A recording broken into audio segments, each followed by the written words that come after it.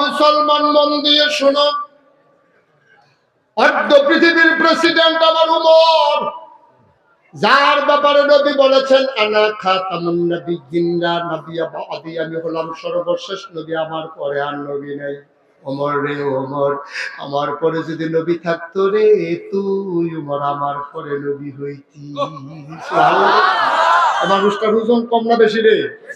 দাম কি আপনারা কি করে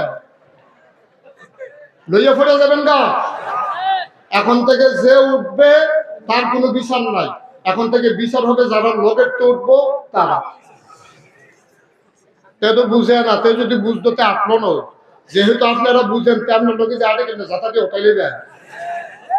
অনেকে আমারে কয় যে হুজুর এত জোর কইরা ওয়াজ শোনানোর ঠেহা কি? আমি ঠেহা আছে। হুজুর যে উঠুক না, যে শুনে শুনবো না হইলে নাই।